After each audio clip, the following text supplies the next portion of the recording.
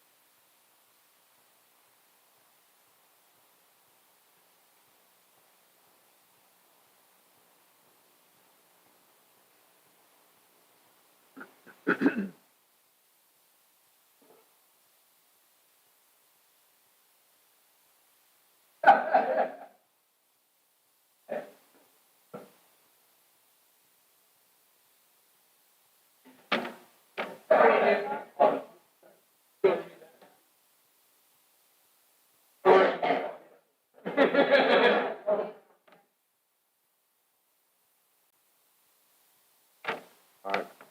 Test one. What do you think? Lisa. I don't. Elisa. I don't have any sound. They didn't. No, I got mine.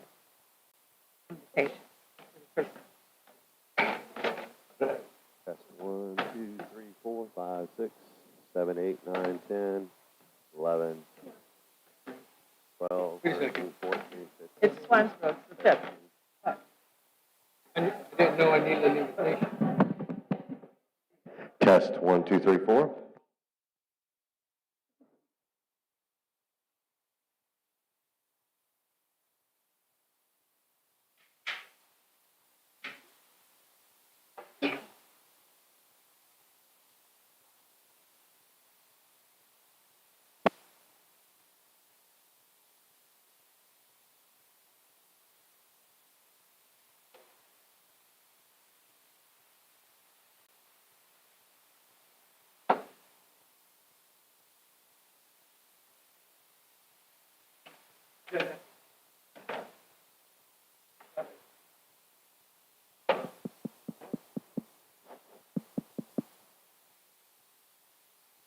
Test 1, 2, 3, 4.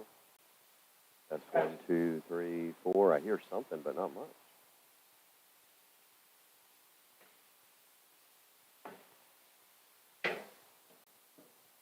Test 1, 2, 3, 4.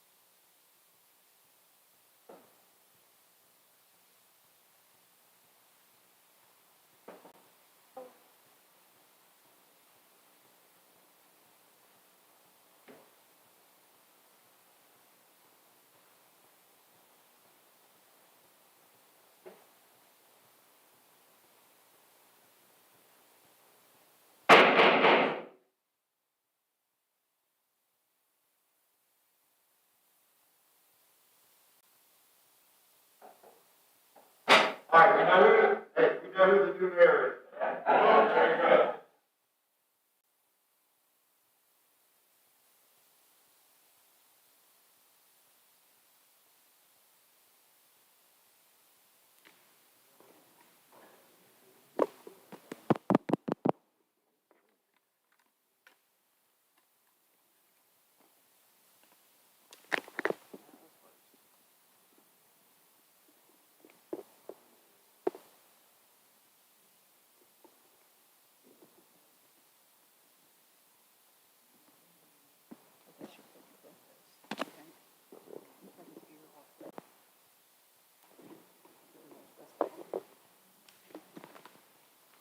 We put it on backwards. Test 1, 2, 3, 4.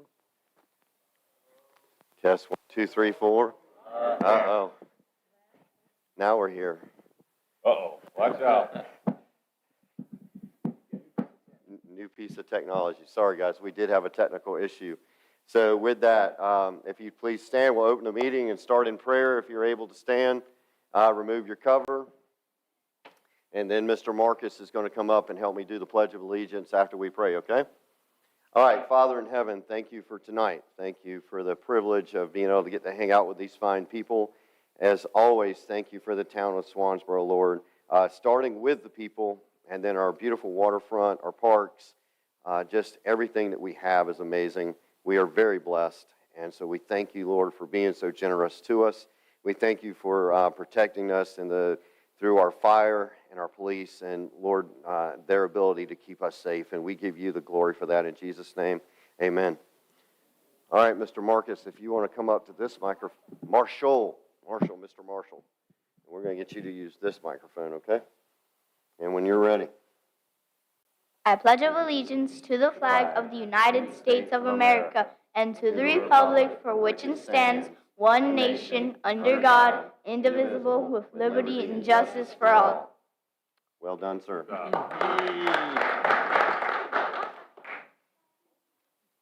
Thank you.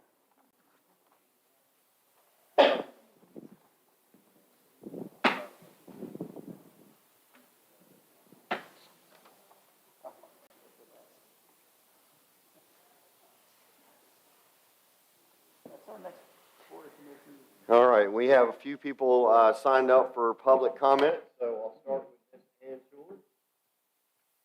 And if you would, your name and address.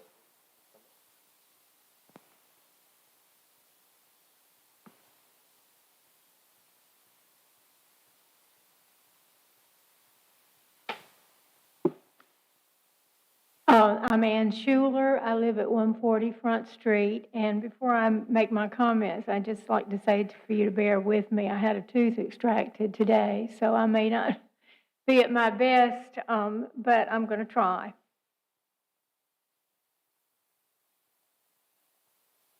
I hope you can hear me. I'm short. Yes, ma'am. Sound great.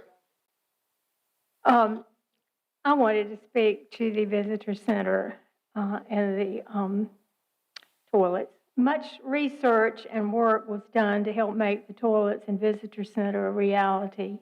Surveys were produced and placed in the businesses to gain public comment by the Historical Association. When the property was sold and the Tucker Littleton House became available, we were able to save and move it to its present location, the move coordinated by my husband, Bob Schuler. The issue had been brought before the town concerning public handicap restroom facilities, which is required by law. Bob personally spoke to each merchant and got their input, and they all expressed great need for a nice public facility to solve this whole issue. Many businesses are small and don't have the resources to make their restrooms handicap accessible. And also it takes the merchandise space. Plus, the whole public restroom issue had come to a head with non-paying customers needing to use their facilities. Articles were written for the newspaper. I know Hal Silver was one of the most vocal. Our visitors need a special place, and the Tucker Littleton House solved that problem. The brick foundation had to be disturbed in the moving process, and to keep it authentic, Bob cleaned off the bricks to reuse them. And with the house having to be raised up and more brick needed, the newly reformed Historical Association contributed $2,500 to purchase additional brick to match the existing foundation and to save the town money. Also, Bob and David Collette built and stained the handicap ramp. With a black and white tile on sale, Bob and I traveled to 3 different stores in 3 locations to get enough of the tile and bought it ourselves to save the town money. Later, the Chamber of Commerce also used the building, having it to serve 3 purposes, which of course there was parking there also. It has served a great purpose and it can continue to do so. It's unfortunate that it was damaged in Florence, as was much of Swansboro and the area. In my opinion, and in many folks' opinion, the building should be repaired properly, and maybe the rear of the building could be rented. Great comments have been made by our visitors from everywhere, as well as the more local folks. We can't expect our local merchants to bear all the burden for public restrooms. All towns have them, and all towns have visitor centers. And I thank you for allowing me to make these comments. A lot of folks in Swansboro give of themselves and try to do a lot to help the town in many ways, a lot in the background. And I also I'd like to give each one of you one of these. These are some of the comments that when we did that survey that people made about the questions that they were asked, and a lot of them are about those public restrooms. Thank you.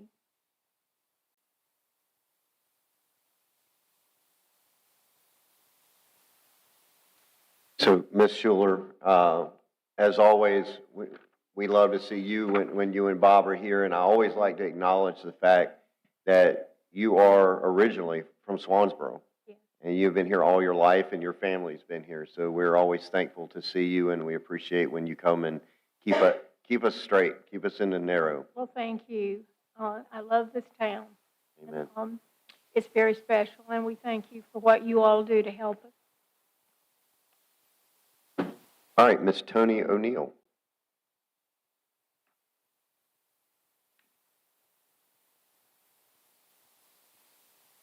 Hi, my name is Tony O'Neill. I am the founder and director of Possible Acres Wildlife Sanctuary in Hubert, North Carolina, 119 Doe Drive. And I love the ducks here. They're special to me here in Swansboro, and I know that's a mixed blessing and a mixed curse. I looked at my records before coming tonight. We've taken in 45 Muscovy ducks. All but 5 of them have come from Swansboro, either being injured because the mothers were run over by cars or by the mothers being killed by dogs. The other 5 came from, unfortunately, Peyton's Ridge, basically across the street from me, where people let their dogs attack the ducks or attack the mothers and kill those. So I know we had been out here as Possible Acres, I guess was it last year maybe, it seemed like it was longer, but it was before the duck egg season, and that had been the recommendation that to control the population, the ducks not be allowed to hatch out more, and of course they're very sneaky, they lay eggs where you don't expect them, and then all of a sudden you've got babies. But I think that's still an ongoing, humane way to control the population, to keep new generations from coming around, and to continue to try and get as many adopted out to new homes as possible. It is allowed by law because it's considered translocation, and what it is, it's simply moving them to a safer location to get them out of danger. When you talk about 45 of them coming in ripped to shreds or being orphaned where they would have died, I think that is a danger to them if they're allowed to just have too many of them running around and being in the road or, stepped on in the parking lot or whatever happens to them. So we are there to support you if you have the ones that are injured. We know when people want to adopt one. We've adopted a few out ourselves. We always recommend checking down here and seeing if the town has some that they know of that are ready to be adopted out.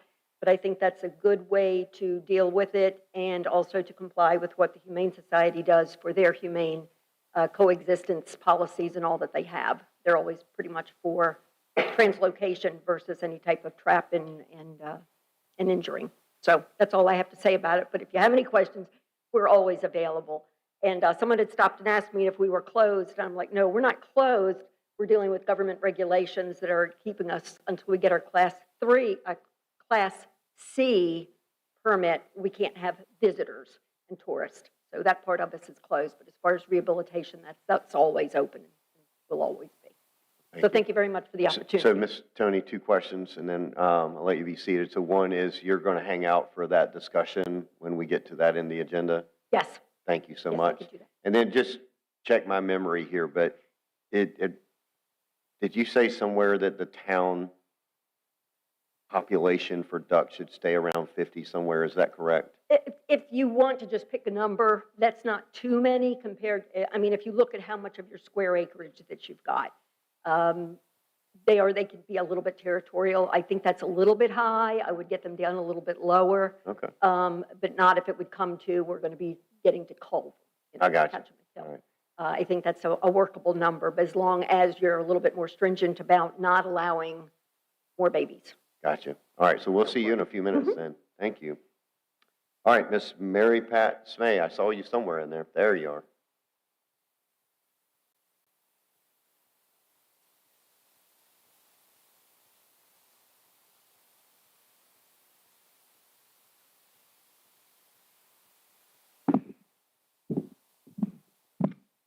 Good evening, ma'am, sirs.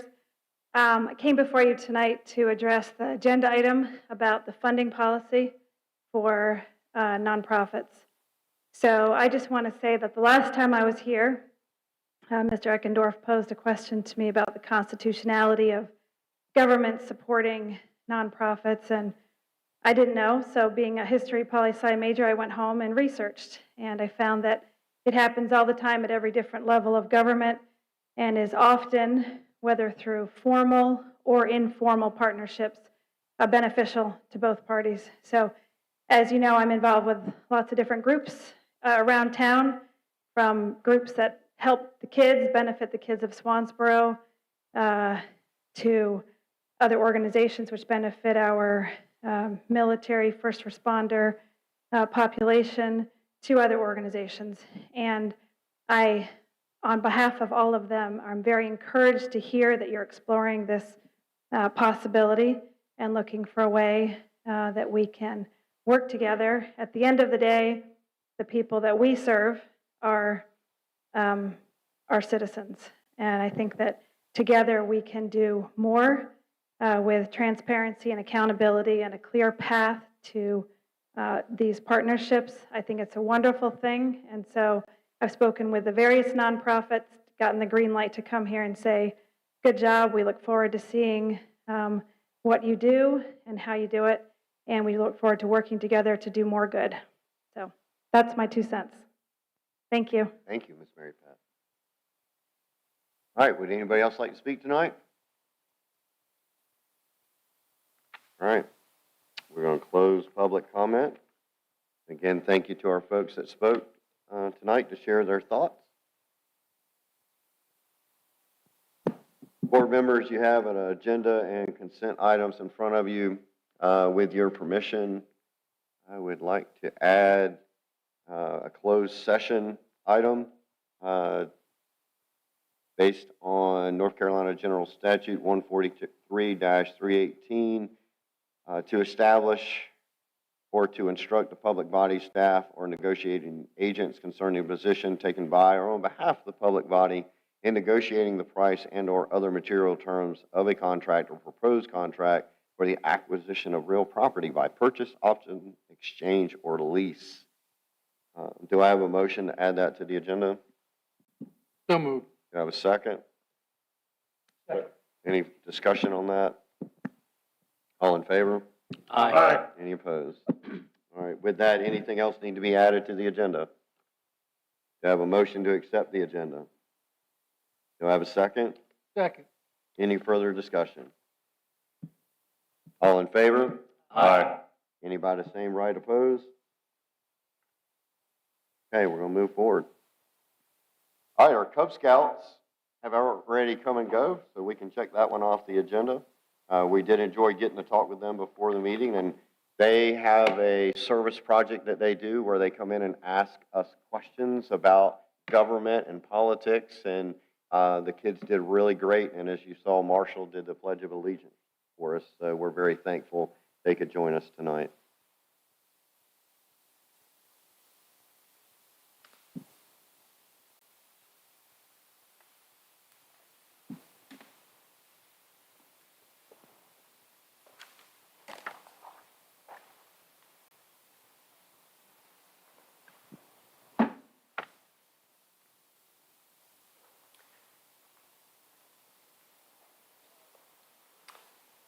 All right, it is my privilege to invite Miss Melissa Anderson and Miss Suni. Now, Miss Suni, are you here? Because I feel like I'm going to mess up your name. Tortorici. I love that. Okay. I have. Well, come on down and let's see. I feel like there was a third person. She wasn't able to make it. Okay. So several months ago, these two ladies got together and they installed an animal chip station outside the police and fire department. So now, Susan, is that? Sunny, okay. I'm going to get my names of my people mixed up here. But they are involved in the nonprofit Pause for Purpose, having already installed readers at fire stations in Holly Ridge, North Topsail Beach. Their goal is to locate as many readers as possible in Onslow County. By placing the reader outside of each fire police station provides the user a safe location that's available at no charge 24/7 to be able to read the chip, right? Okay. The added benefit is the user can potentially locate the owner quickly and not have to take the pet to the animal shelter. That's my dog that's escaping most of the time. The chip reader is supplied free of charge thanks to Melissa Anderson and FedServe, is that the correct way to say it? MilFed. Military Fed, her business supplied that. So, ladies, we are very thankful for you and that y'all would do that. And we do have a token, and certainly just a token for what you guys do, but we would be proud to see y'all using your Swansboro bags at your next business meeting. So thank you all for doing that for us. We appreciate y'all. Okay. Susan, she's the director of Pause for Purpose. Okay. They're a nonprofit rescue group. They raise money. Oh, that's it, right? Yeah, that's them. That's Riggs and Barney, yeah. And the brown lab is a rescue dog, and he's our fire department. And the Great Pyrenees there, he's with the police department, and they're both rescue dogs. And Susan's rescue group is a nonprofit, and they raise money. They raise money to take care of the heartworm problem that we have. The Onslow County Animal Services rescue dogs come in there and they have heartworms and nobody wants to adopt them. So their Pause for Purpose gives the money, they take the dog to the vet and start the program. Very expensive, but then people will adopt the dog and give it a good life. They raise money for TNR, which is trap a lot of our feral cats. They get the cats, they have them fixed, and then they bring them back to their environment. And that way they're not having kittens all over the place. They raise a lot of money to help the animals of Onslow County. And the chip station is one of their initiatives. And when I saw them doing it, I said, how do I get that in Swansboro? And I want one. And I said, because I'm always taking the dogs that we find to the trauma center. So he said, I had to get to the city. I said, who am I going to find out and give me a leg up in the city? So they called Melissa. And then Melissa's company volunteered the money. And then we worked with the fire department and the police department, and there it is. Well done. And anybody can come, and if you find a dog, take it there. And you do the wand, and they call the company, and usually you find the family quickly. If not, there's another section on the form that tells you what to do if the dog doesn't have a chip or cat. So I want to thank the city, the fire department, and the police department for allowing us to put this in to save our animals. Amen. Thank you so much.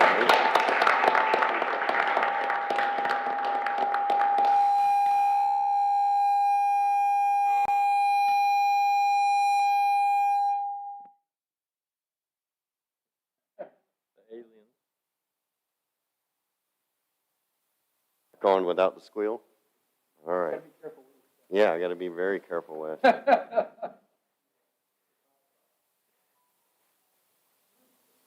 Y'all didn't see that, did you? Well, I have we recognize students often, and sometimes a lot of the students we recognize, well, let's just say frequently, they are athletes. And we don't always get to address the academics or the arts side of the folks that are talented in those areas. So I was on Facebook the other day, and I saw this great picture of Dr. Gross, who is our principal at Swansboro High School.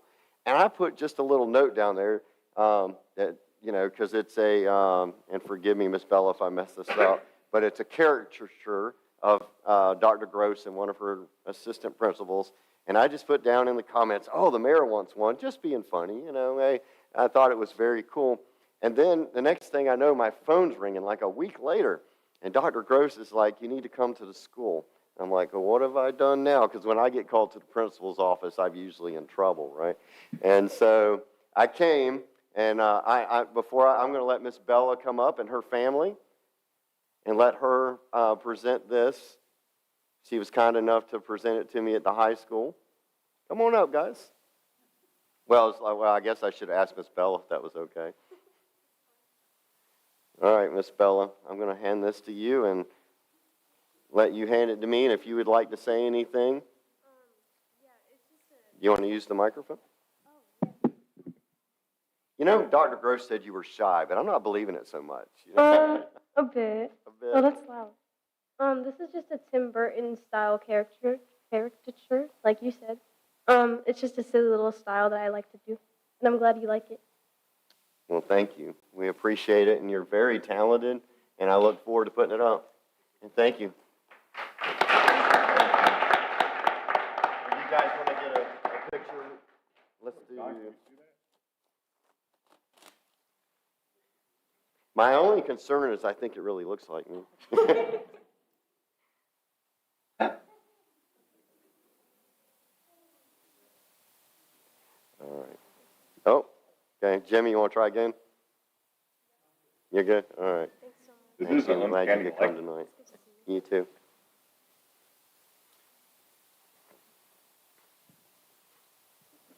Thank you, sir.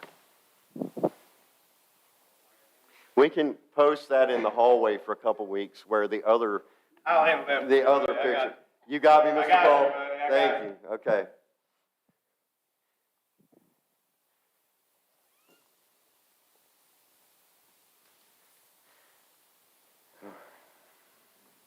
Oh, I have one more. I do.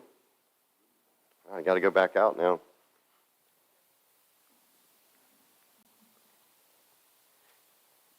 So it's still good not to be able to say senior yet, although AARP did contact me a few years ago. But we have a couple in the room with us that went all the way to state games. Cornhole. Is that cornhole? And they won the senior division of cornhole in North Carolina. That's, to me, fascinating. I think it's awesome. So I want to invite Kathy Brown up and our very own commissioner, Joe Brown, and congratulate them in their state victory in cornhole. Well done, Miss Kathy. I'm not going to shake his hand. He's sick. But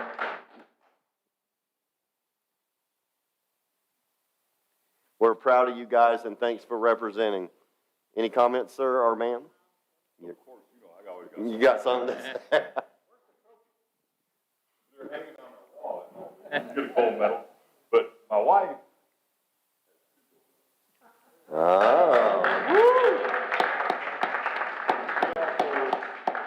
also took the single insured agent. So, he rocks.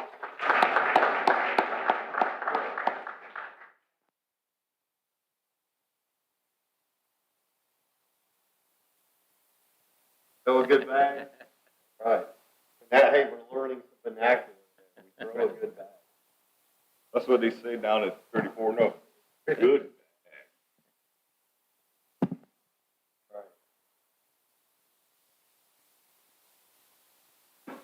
All right, I believe we're done with appointments and recognitions. Did I miss anybody? So we're going to move into our public hearing. We have none. Right in. The first item on the list is donation. So, board members, the Lancers.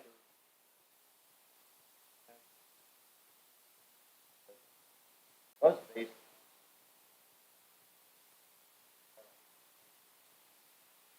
a program called Operation Deployed Santa, and they get donations from the different businesses around the county, and they give gifts out to the less fortunate kids in our county, all across. They have one at Richlands, which will be at Richlands Town Hall. They have one at Hubert, which will be at the Hubert Volunteer Fire Department. The last 2 or 3 years, they have done it, actually gone to the apartment complexes, but in communicating with the fire companies had requested if they could adapt a little bit because it's difficult to get into some of the apartment complexes and get the trucks turned around and get out. And also the night carries on a little longer when you're trying to crunch 3 different apartment complexes. So the request is, not for money or anything like that, but that the Lancers would be allowed to use the town hall to do Operation Deploy Santa and allow for them to set up, bring all the gifts in here and distribute them as the kids come. And I believe Swansboro would be scheduled for December the 14th. So we wanted to ask the board's permission to be able to use the town hall to do that. All right, we have a motion. I second that. All right, do we have any discussion or other questions? All right, all in favor? Aye. By the same right, any opposed? All right, I will pass that on to the Lancers, and thank y'all for supporting that. Got no Grinches up here. No Grinches this year, all right. And we had one the last couple of years, but I'm going to leave that one alone.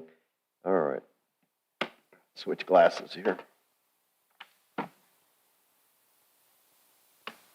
All right, we have the public street and sidewalk acceptance request. Rebecca, I'm going to cheat a little bit on this one, just for sake of time, but please come on up.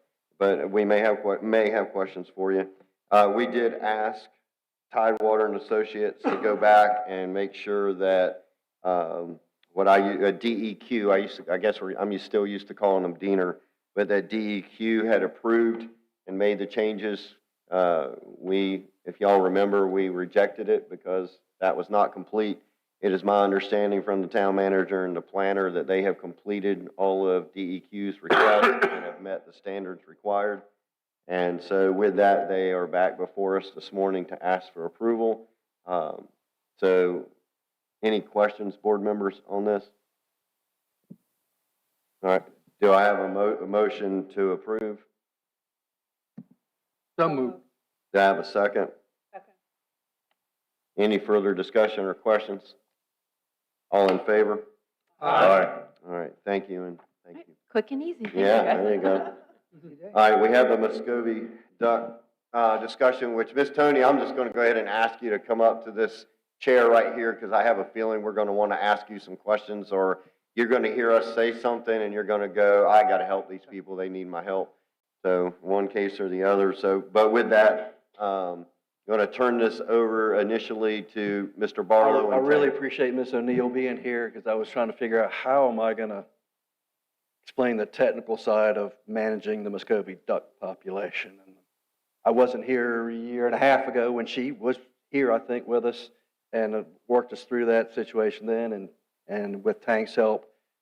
In your packet, there's a lot of information on this, the local, the state, the federal laws on what we can and can't do as far as managing population of all kinds of waterfowl and animals, and Muscovy ducks being one of those. And I think Ms. O'Neill did a great job of opening that up, of what the situation is and what we can do. About a year and a half ago, like I said, and that's what brought it to ahead, I guess, was the population of the ducks back then, and we worked through that. And well, about a year and a half later, I guess they've multiplied, and they're well above that number of 50 that was suggested. I think Tank, there's somewhere. I know Tank and his staff, they get out early in the morning, apparently. That's when you want to count the.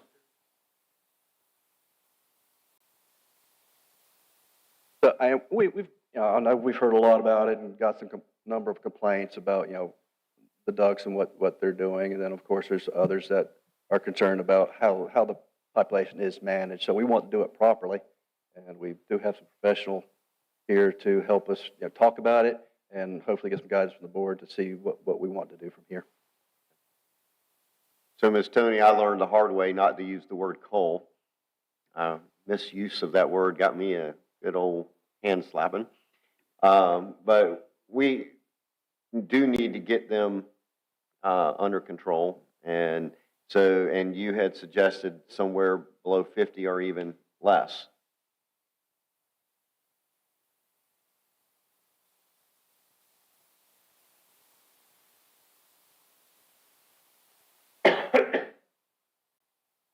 Ms. Tony, and I would ask that you use the mic, and I'm sorry.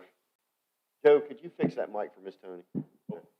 She got it. She's fast. She's got it. All right. No, you're good. You're good. So if you could use the mic just so we could ask you some questions. And so obviously we're a year later and we're already like shooting up. It's like exponential. I like to say they're worse than rabbits. They have they don't have a set breeding season. They go forever. It's not like you can say, okay, come these months, there's not going to be any more activity. They just keep going, like rabbits, like you said. So as long as there's opportunities for them, protected settings, and food, they're just going to take advantage of that and just keep laying eggs, laying eggs, laying eggs. So the only thing you can do is to prevent them from hatching is gather them up as soon as they're laid. Or what we did, because we've got all your ducks over at our place. Anybody who's been to Seas, we've got 250 ducks out there. What we'll do is we'll let a mother have, out of her set of them, we will addle, or make them so that they can't hatch out, and let her have maybe one or two of them that will, and just leave the whole group of them, because as long as we keep taking them out, it's like a trigger for her to continue to keep laying them. So the other thing that you can do is look into getting the false wooden eggs that fools them. They're not very bright. So if you put these eggs out and they look and feel the same, they'll continue to just keep sitting on them but not laying anymore. So if you've missed, and all, personally, once they've started to develop, I have a real hard time filling an egg that's got a baby going in it. So what we try and do is if you can catch them beforehand, and we candle them to see. And then if we've got the ones early enough, we'll get rid of a lot and then just keep a one or two that are mistakes that got through us and let them have just a few babies. Because we've got a natural attrition rate out there. We've got bobcats and foxes and things that are going to come along and eat them anyway. So it does keep our numbers down a little bit. We don't have as many of the predators as we've got out in the middle of nowhere. So, but you don't want to make them that they cause a safety hazard crossing roads or people slamming on the brakes or things like that. So it's just one of these. You've got to keep checking under bushes and checking where you see where the mothers are. And if everybody does that in their own yard and takes on that responsibility, that's going to probably knock down about 80% of them. I think Tank would appreciate that if everybody would do that. And I know there's people who want that to happen, but then what I'm hearing is these things hatch out and then they run into problems and then they wind up with us with wounds. So we're always like, you guys got to do something with the ducks down there. Needs to be balance between, yes. So board members, what questions might you have for Ms. Tony? Sure. So when we say the downtown area, what geographic area are we talking about? Are we talking about Front Street, Walnut Street, Elm Street? Or are we talking about Shore Drive, the whole realm of downtown? What is your ruling on feeding? What is the rule wording? So the town ordinance currently is you're not allowed to feed the ducks unless you own waterfront property on the White Oak River. Other than that, you're not allowed to feed them. You're not allowed to keep them. You're not allowed to put them in pens, give them water, or anything like that. However, we have at least 5 residents in the area over in this area here, off of Shore Drive back over to Walnut, that have kiddie pools and feeding areas, and there are 20, 30 ducks in each one of those yards. But unless the ordinance is enforced, then they're just going to keep doing what they're doing. So Tank, if you could. To answer your question, we're talking from Shore Drive back down to 24 off of Front Street. So basically from Shore Drive down 24, down Front Street, all the way Yep. back to Ward Shore Park. Yep. Back on Spring Street. That's Yeah. where we're counting. That's And the there's population. 250, you say? Our estimate is about 250. Okay. And we had about 325 a year and a half ago. We reduced that population to about 150. So would your 50 that you're talking about would be a prime number? It's Quite not going to geographic. last long. You Yeah. know they're going to go up a little bit. but Yeah, you yeah, can keep yeah, knocking and that's it what I was down. saying in a meeting before. You Yeah. can't gauge it every August, do a relocation or whatever you want And to you call have it. to do it to be Yeah. before cold weather so that they can get established in a good location, even like during the summer if you could. We had people that called us this summer saying they contacted somebody in Swansboro to adopt ducks and were told they didn't have any more to adopt out, which I really didn't believe. And I said, you need to go back and check again because I'm sure they've got some. Who would they contact? What is the number or where do they go? Or so They that just we need could to have that contact Town information Hall and get a just hold of say, myself. this is it. Yep. Okay, because that's what we try and do is always tell people to adopt them and let them know that they get a good home because they're great for farm ducks. And what we did was a year ago, April, is when we did the thinning of the. Mhm. Yeah. So just so I'm on the same page, so your 50 that you're saying, is that for the same geographic area he's talking about? Or is it just for the downtown Front Street, Water Well, Street technically, area? they're going to go where there's food. So that would be, I would not have any more than down by the water where they're going to get some supplemental help. If they're up in the areas where they're not supposed to be, they shouldn't be there getting any supplemental help. They should want to move to where they could be helped, meaning somebody wants to feed them something. And so that may pull them out of the area where they're not supposed to be with. So even all the way over to Shore Drive and all, you still would say 50? I'm just trying to get it all. I live with 250 ducks. You're asking me to lower it down. What do I know? Yeah. You also don't, you want to get the numbers down enough so that you don't have a chronic fecal material problem on the Yes. land. That's your I health hazard personally would like right to see there. the number down to 50. Yeah, I think that's a good number to work with. If you get it all down to nothing but males, you're not going to have a reproduction problem because they can't lay eggs. And it's easy to tell which ones are boys and girls. You look at their feet. Didn't think that, did you? I did not. Males have big feet, so that's how you tell. We can Okay. tell the difference. So even as a baby, you would know that you could identify and say if we've got somebody wanting to adopt some out. And then once you get them like that and you get the isolated populations, males, females, you're not going to have the aggression problem too, which is a problem that everybody's concerned about with the getting beat up all the time. So if you have one female, 10 males, eventually that female dies from overuse. And so you don't want that. But if you had 10 males, that's not an issue. They can live there, no problems, and no babies. Okay, other board members, Pat, Jeff, Doug? I had one more thing. I know, that's why I wanted to give somebody else. Bill's got to live with it. Yeah. Joe? He's got to live with. Which was my point that I was, which was my point. You know, I live in the All downtown. right, everybody else has deferred to you, sir. So I live in the downtown area, so I hear it from both sides. People that don't like the ducks and people that like the ducks. And I had, on the way to the meeting today, 2 people pull me aside.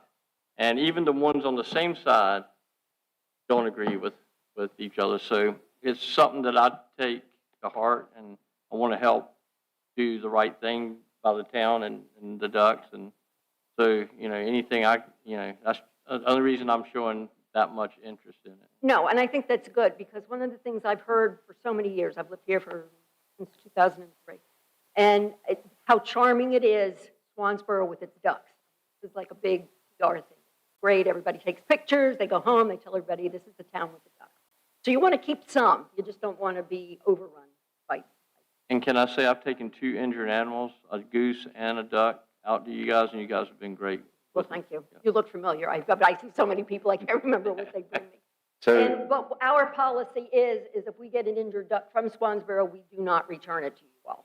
That we either keep it or we find another home for it. And our goal is always to try and adopt out as many as we can from our place, because we don't want to be overrun as well, but we are very picky as to where we'll place them. It has to be a chance to survive.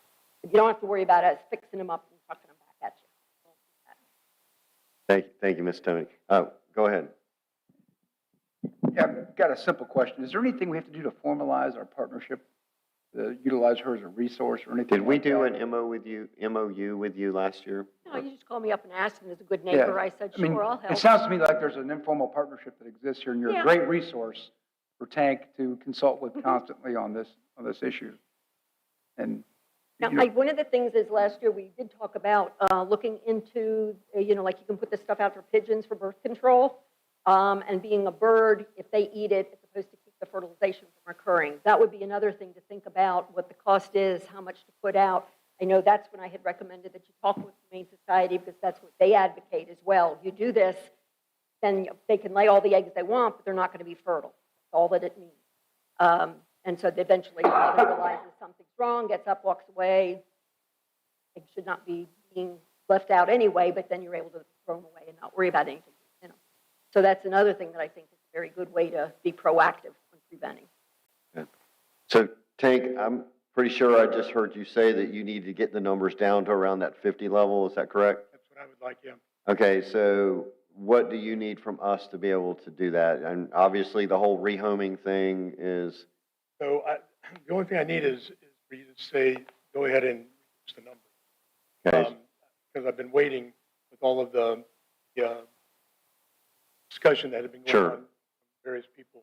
I just need to know that we can go ahead and start notifying people if they want to come and pick them up and rehome them or adopt them and take them away, get the numbers down as much as we can. Then we have been collecting eggs as many times as we see them, as long as they're not on private property. If they are on private property, then we have to ask. If the people don't want us to come on the property and take them, we won't. And then we also need to enforce our orders that, or ordinance that we have concerning Sure. ducks and people who are feeding and watering in areas that they're not supposed to. Because Okay. that's a huge So problem. let's take that one separately then, and we'll bring up Chief to discuss that one and the town manager. So Board, do I have a motion to give Tank permission to begin the rehoming process for the Muscovy ducks? Do I have a second? Any further discussion? As well as using that food that she was talking about. That's probably a good idea. And Barnyards by the Sea is a good site to use as well. It's a resource. Barnyards by the Sea, it's a website. That's And exactly. using it because people put them on, because if Yep. they have a backyard flock, you have got some beautiful, beautiful color variations. Yeah, down that's there. exactly who we used last year. Yes, very much so. And we hear that all the time, how beautiful these are. Where did you get these? Oh, go down to Swansboro, they're all over. So that would be good. That's an attraction. All right, so board members all in favor? Aye. All opposed by the same right? Was it unanimous? Okay. Thank you, Ms. Tony. Thank you. All right, so then I invite Chief and Mr. Barlow up to discuss enforcement, and how we might approach that. I don't suppose you really need anything from us since the laws are on the books, so do you want to discuss that, or what do you like to do? You got it. Usually they would ask, the town to send a letter out and hope for voluntary compliance, and after that, we'd have to go into the enforcement phase of it. Okay, so we're going to trust that to you, and we appreciate it. All right. John, anything else on Muscovy ducks? All right, very good. So while you're there, we're going to move to the Visitor Center repair and maintenance.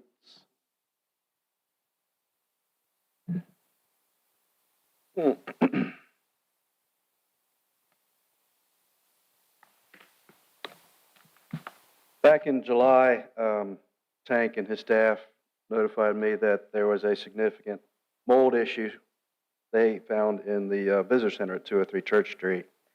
As a result of it, we closed the building just because it was, in our opinion, unsafe. And Tank brought in an inspector with some experience on it, and he looked at it and gave us a report, and I think that his estimate was somewhere around $15,000 to repair what he saw. We presented that to the board back in September the 10th, and you all accepted that, but wanted to go a little bit further. I think that we had a lot of discussion about let's find out what the mold is. Let's get somebody with a little bit more experience. So Tank found another firm, Safe Harbor Home Inspections. You have a copy of their report. I think we have some of the pictures of that report. You've got a copy in your agenda packet there. Tank, if you want to kind of explain what. Page 68, guys, in your book. So I contacted Kelly Honeycutt from Safe Harbor Home Inspections, and she came out and did a thorough 5 to 6 hour inspection of the building. I was there, present with her the whole time, and the report is not good. It basically needs to be gutted. Everything needs to be taken down to the studs. There might have to be studs replaced just because of the way it was repaired after Florence. It was not done properly. There, underneath the building is not sealed. There's drywall that is visible underneath, which is causing mold to come up underneath. It is what it is. And one of the things that I did want to say that when we had talked about this last time was that this was a money pit. The truth of the matter is that the town, other than since Florence, has not put a whole lot of money into this building because a lot of that money was money that was granted by FEMA to repair the building. And then there was grant money to redo the bathrooms and things like that. So it hasn't been a big money pit as far as the town is concerned as of yet. Moving forward with this, it's going to cost to get this fixed. It is in bad shape. And if we wait, then the building is then, according to Kelly, you could lose the building, period, because of the mold infestation if it doesn't get under control. So. But can we go back to where it shows the subfloor right there, bottom right-hand corner? Yep. Right? That is a drywall showing through. That is exactly right. So my question is, they moved this building to this location. I don't know when it was, before my time. I guess my concern is, when they moved it, did they do it properly and get, because that right there tells me there's a gap in the floor. I can't tell you if I'm assuming that everything was done properly when they moved it. That was before my time as well. This is as a result of the repairs that were done to the building after Hurricane Florence. Well, where's the floor joists that are supposed to support everything? I cannot tell you that. It's not there. Wow. All right, so, and we don't have an estimated cost at this point. I take this.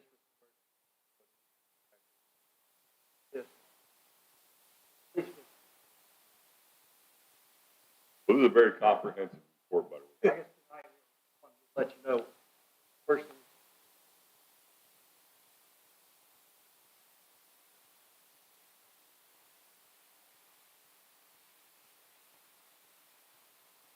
Well, my suggestion is this, and I know the board has discussed potentially selling this piece of real estate, but there's also the argument of, do we keep it? And I think regardless of whether you sell it or keep it, it needs to get repaired.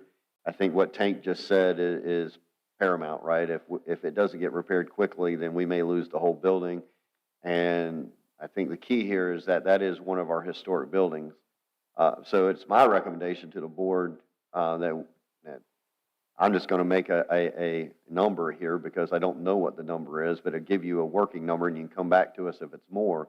But I'm going to recommend that we approve $60,000 for you guys to move forward with and get the job done so that we can save the building.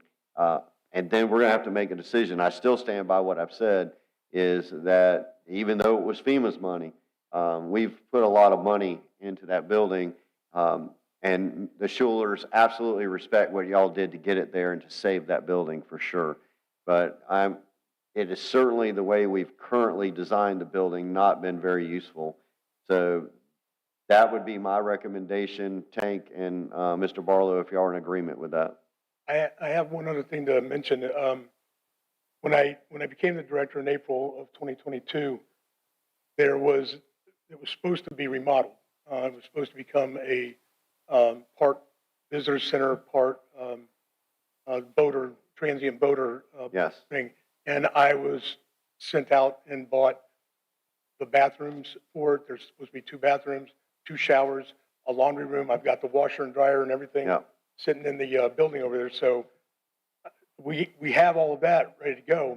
And I had the estimates a couple years ago from the electrician, HVAC, plumber, drywall to come and do that. But it's going to be more than that. And Sonia just handed me the 4 estimates that we had back in December or November 2023 was $31,746 to do the remodel. I believe it's obviously going to cost more than that because we were going to have to take walls down and everything else because the hallway was going to shrink and things were going to be moved around. But we're talking a complete overhaul of everything of the building. Okay. So, Sonia, you said you want to say something? Come on up to the microphone, please.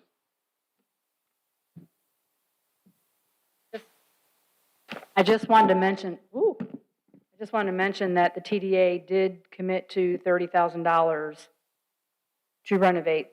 To renovate The building. So Randy's still here, so it's still there, but I don't know. So There is 30,000. Right. I think that would still be. Okay.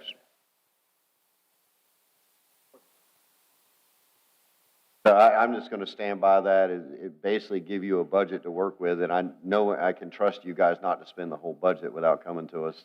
But I'm just going to continue to say you need 60. That gives you 90, and you can. I think what we do need to discuss, and the board needs to make this decision, because if Tank's going to do the remodel, there's 2 pieces here, right? You rip everything out, but then what is your game plan? Are you going to put everything back together like it is, or are you going to put everything back together the way it would be to meet what Tank was originally prescribed to do? And I think it's, we've got some time to decide that, but that's got to be figured out because you don't want to get down the road and start putting everything back together and then go back and tell Tank, oh, no, that's not what we wanted. So I think the demolition plan is pretty simple. And when I say demolition, just tearing down the inside walls and those type of things and the remediation, I think that's pretty direct and that we can run with. But I think once you get past that point and you get the mold remediated, then they're going to need direction on whether they just frame this out as a walled building, or do we go back to at one time making it a waterfront facility? Well, I think I'm sorry. Are you on? Yeah, now it's on. We spend a lot of money on engineers here. Seems like everywhere we go, we spend paying an engineer to do something. You or your people have the skill set to say, hey, this is what we want to build and this is how we're going to do it. Yeah, no, it's not that we don't have, it's not, we're going to have to contract rehabbing this building out. What about Mr. Ingram? You got it? All right. You're going to have to go back to figure it Right. out. Have to go back. Well, on the other thought, man, am I allowed? The money that is in the TDA. But we yeah, once you, spend that first before once you take it out, demo everything, put everything back, it'll have to meet today's codes and standards. So it'll have to have a handicap bathroom. So there'll have to be some things we'll have to modify. But as far as all the sizes in the bedrooms, the layout, how they want it, yeah, I can help with that. That's why we hired you. There's no need for an engineer for that. We got that. Cool. All right. Go ahead, Bill. So, yeah, I got two thoughts on that. We need to get it up to code and standard as soon as possible. If we hold other places in town accountable for their meeting codes, then the town needs to meet codes. And so we need to address that like firsthand. Second is how we go about reconstructing it would depend on the future of our town dock and what we're going to utilize the town dock for and how it's going to be utilized. Or do we have a town dock? Yeah, exactly. Yeah. This is my point exactly. So that would depend, that would direct us on how to reconstruct it. So we need to come to terms with that, like Soon. now. Yeah. Yeah, Well, let me break this up into two discussions. First is we need to give these guys permission to get started with the remediation. All right? Yeah. So with that, is everybody still in agreement to spend the 15 and to spend the 30? That's already approved? Yes. All right. Yes. All right. Do you need the additional money that I was talking about, or you just want to go with that? That'll give you 45 that's already approved. Do exceed that, we will have to come back and ask for an additional. Yeah. Okay, would you rather have that No problem. expansion now, or would you rather come back? All right, so, hey, I love it. I like a man that knows what he wants to do. So I would like to recommend to the board that we put another 15,000 to that and get Tank and John on the road with the remediation process. So move. Do I have a second? Second. All right, any further discussion on the remediation process? no, we have an obligation to save the building. Yes. All right, all in favor? Aye.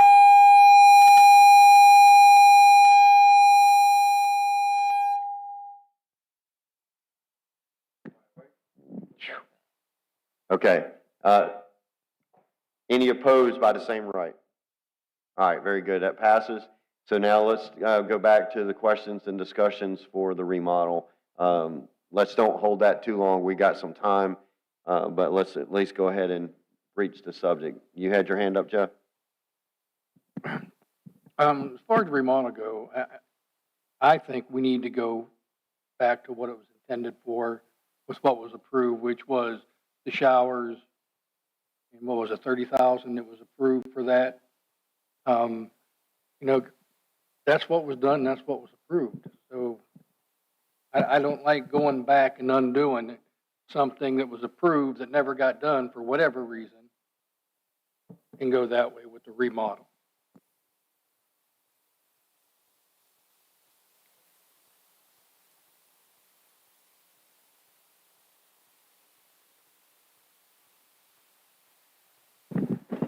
I look at it as a two-step process. We need to save the building, get it remediated so it's in the dry and we don't have this mold issue anymore. Right. And we save the historic building. We can make up our minds as a board when that time comes and we can hit proposals. And even if we got to take it to a public meeting or wherever else, or a quasi-judicial process, we'll know that. I just don't think we need to move forward. I kind of disagree with what Jeff was saying in that if we don't know if we're going to have a town dock or not, why would we remodel it in that fashion? Yeah. Yeah, I'm kind of in line with Doug. Let's dry it in. Get rid of the mold, make it dry, stop our problem. No, I understand.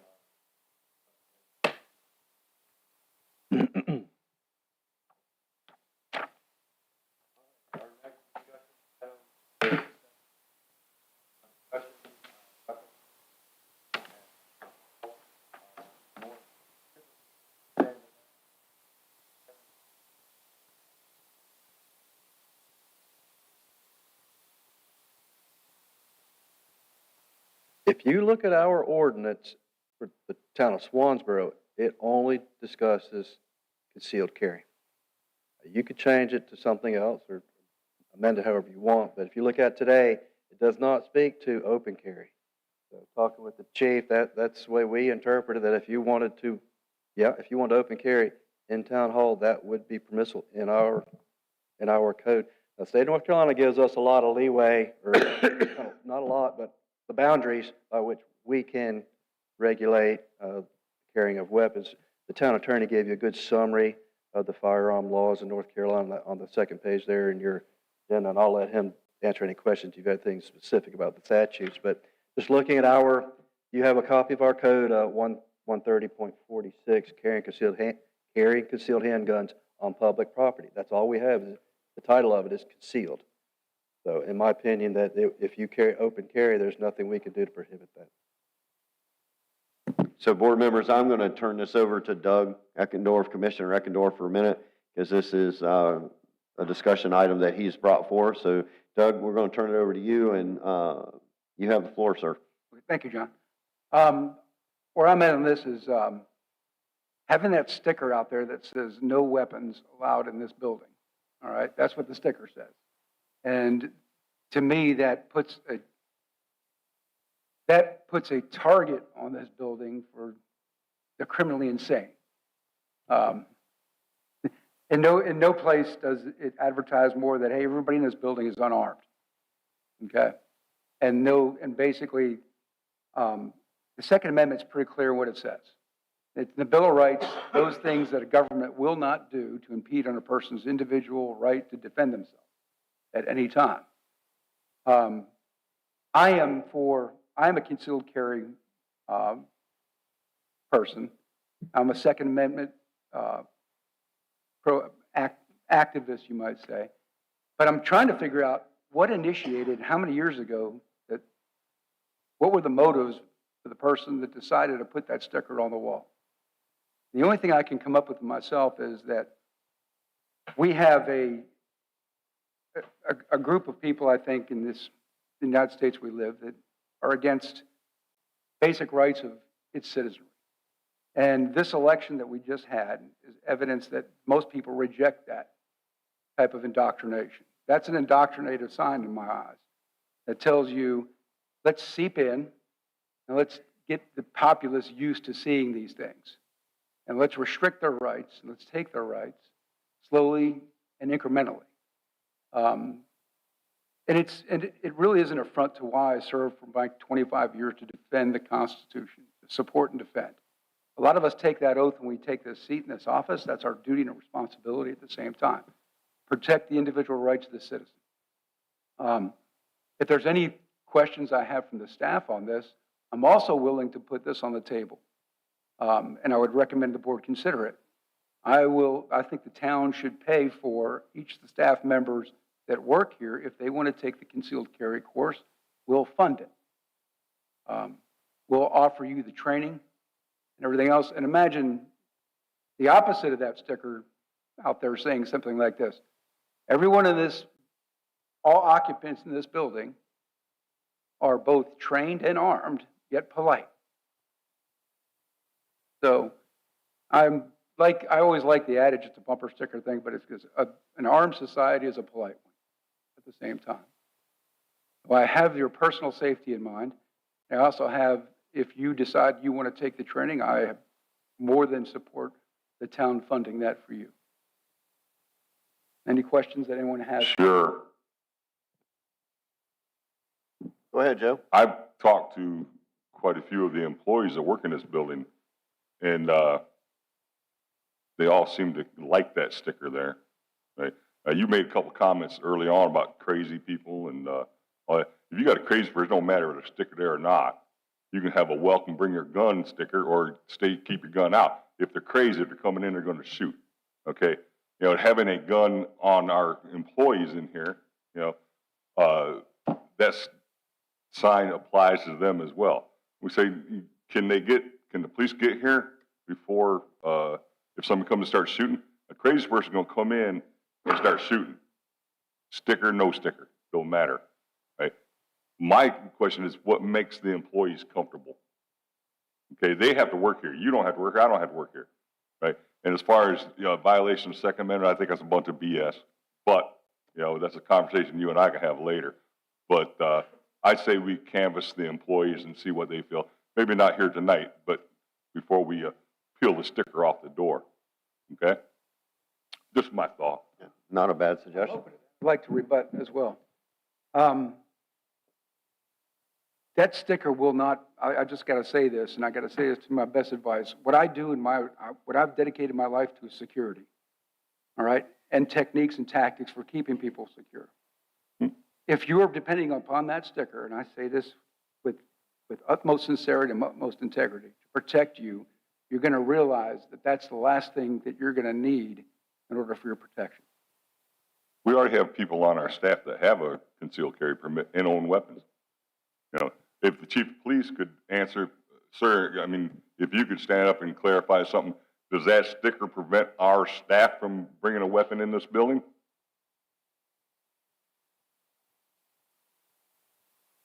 Well, in theory, it's supposed to, yes. And as the town ordinance reads also, anyone carrying concealed they're in violation of the town ordinance if they bring it into the building, yes. If they open carry, can they walk in? Not according to the ordinance, they're not in violation of the ordinance if they have an open carry right now. The first step is that sticker is not in compliance with North Carolina state law. According, it says no weapon, period. Right. Doesn't say anything about open carry, doesn't say anything about concealed carry. Yeah. But I think the statutes allow for municipalities to put in effect those things like that. When I was reading through this and doing my research, Chief, it says may, ordinances may be passed, Right. but it does not say shall. Yeah, but exactly, it gives them the leeway to. And I like I said, I will stand by my position on this 100%, being that to support and defend the Constitution, that's textual to me. That it's in the text. That's my job. And to keep this as I think from that side of the aisle, not from behind this desk. Yeah, And I know, but if I try to get on Camp Lejeune with a weapon, they're not going to allow me to get on Camp Lejeune with a weapon. Even, except when I'm in uniform. But if I'm in my personal vehicle, they're not going to allow me to get on Camp Lejeune. Yes, sir. I don't mind canvassing and getting everyone's opinion on this and furthering this discussion, but at least know this, that sticker is not accurate. And that's maybe a fair request, John, if we could review to see if that, and there may be a better sign that we could put up in the meantime. Joe, you're chomping at the bit? No, I'm good, John. You're good? I think maybe we need a new sticker, but you know. Okay. I tend to agree with Joe on it. It's whatever the staff feels comfortable with. You're in here 7 days or 5 days a week. Whatever the police department feels secure with, whatever their recommendation would be on that. All right. Pat? I'm going to have to disagree with you, Doug. I think that there should be a sign on the door. I know in our offices, we have panic buttons in case someone were to come through. It may not save every life, but it might save many lives. I don't believe the town should pay for concealed carry for employees. We haven't had a problem that I'm aware of, so I don't see why we would change anything. So I'm going to disagree with you, Doug. All right, Jeff, any? Yeah, I'm kind of on both sides of this aisle, right in the middle, because I completely understand what Doug is saying. I too have concealed carry, and I have for as long as I've been able to. Chief, we need a shakedown of these two, please. But, on the same hand, if that is true with the sticker where you can't stop anybody from coming in, the sticker needs to be changed. If we're going to, live up to that of no concealed carry in here. But on the other hand, to me, it really doesn't make sense because I think it would be the other way around that would be a threat. Somebody with open carry more so than somebody who's got a concealed carry who's been through the process and been checked out. And the last I checked, I could be wrong, but I don't recall many incidents of mass shootings from concealed carry holders. All right? No. Yeah. Most of them Yeah. And like, the sticker's not going to stop everybody if they want to do something. Ideally, what you'd have to do is harden that area right out there, which put up some kind of protective barrier that the clerks are safe behind. And And I know for me, unlike, the staff, you're here, when we have our meeting. So, we have our hired gun right there, so to Yeah, speak. don't, you might want to get somebody else. But, We only during the give him day- one bullet, Jeff. But during the It's in my day, pocket. yeah, I'm sure the chief comes in every once in a while, or some of the officers do, but, the staff, they're right there. So. Okay. Ms. Sonia, you want to come to the microphone, please? You had a comment?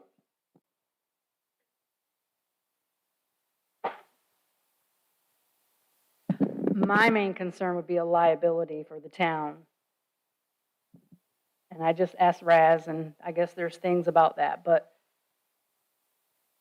just saying. Okay. Some people, I don't know, he can probably answer to that, but that would be my concern. Fair concern. So, I got a question I can address then. Hey, Raz, can you chime in here on what the law actually states? What would your position be in concerning a liability? Let me just, is this working now? How about right now? Yeah. There's not a whole lot I have to add to the question of having an ordinance prohibiting carry at Town Hall.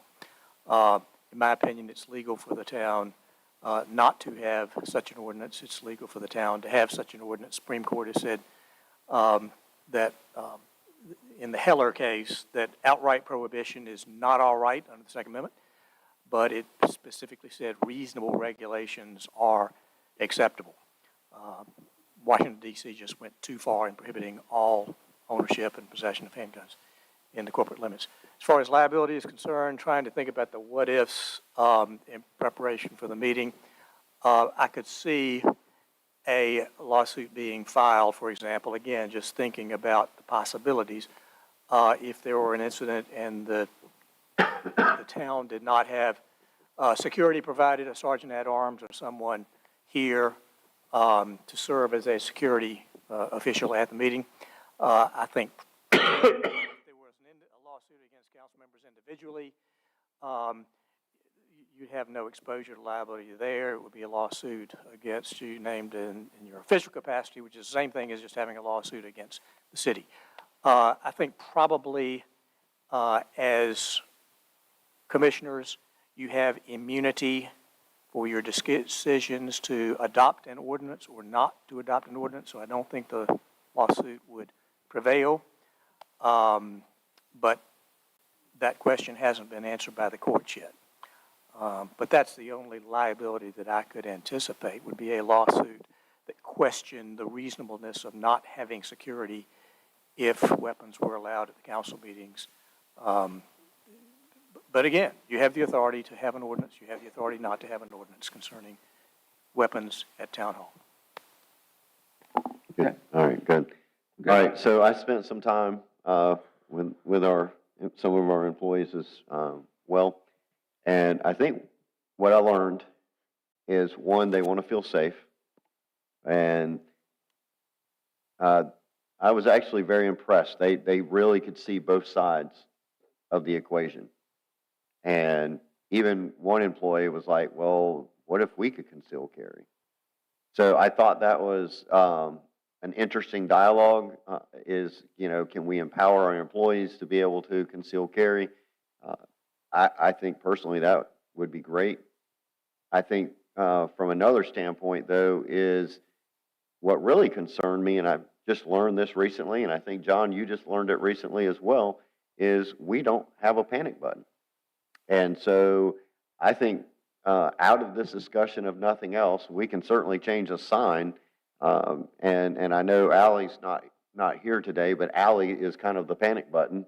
She's got an open ear to what's happening out there, and if somebody gets a little boisterous or carried away, she'll go get John and get John up there.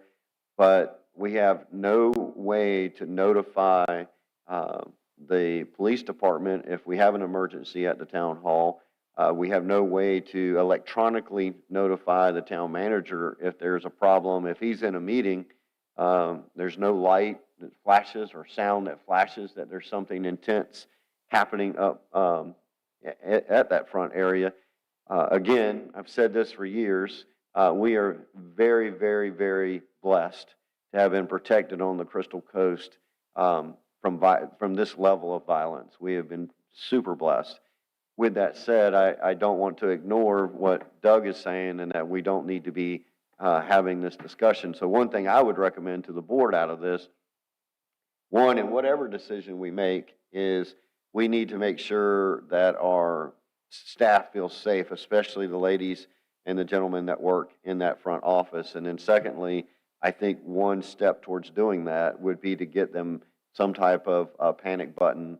And I don't think putting a panic button in would be that difficult. I mean, who knows what somebody's going to try to charge us, but it's not a difficult circuit to make. So it would be, I think, behoove us to, if nothing else out of this discussion, to get panic buttons in place for our office staff as a way to improve their feelings of safety and making them feel secure so that they do have that instant access either to the town manager and or our police department. Go ahead, Jeff. That's a good point, John. You know, it's, Can you know, repeat when that? Can you repeat that? I couldn't hear that. you know, whenever we, took this job, what we're supposed to do is, provide policies and make sure that the residents are protected. We need to also consider the employees need protected also. And sometimes that gets lost in the fog. So I think it's a great idea and I think we need to move forward with doing something. Yes, sir. Sure. I got Joe down here, then Pat next. Well, I didn't think this conversation would go this long, actually, when I read it in the book. Panic button, that's a good development, and I think that's where we need to be. But and God bless them, if they all want to conceal carry, then I think they should be able to conceal carry.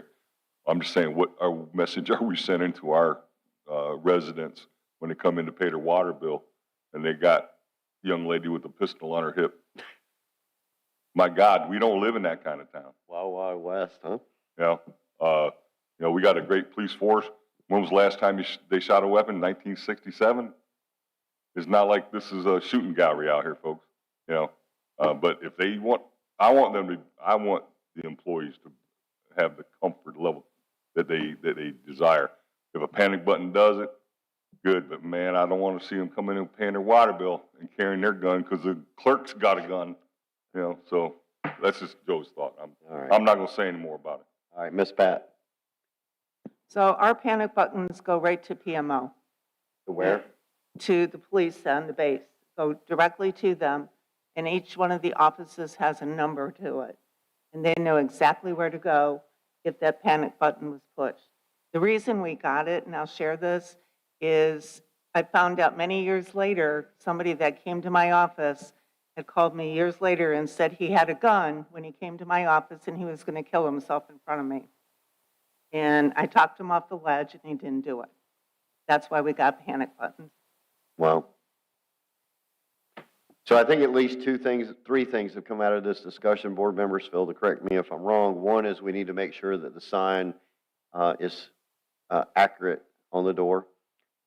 Two, I think we need to go ahead and look to see if we can get a panic button system in place for our front office. And three, I think it would be good to hear, John, you can synthesize the data, but collect the data from our employees on what they're feeling and what they're thinking in terms of concealed carry, both from the public and for themselves, if that's something that they feel they would like to be able to do. And both answers may be no, or we may be surprised, but whatever that is, at least we would have that data point. Board, so those are the three things I'd like to ask John to do. Did I miss anything? All right. John, you good? Yeah.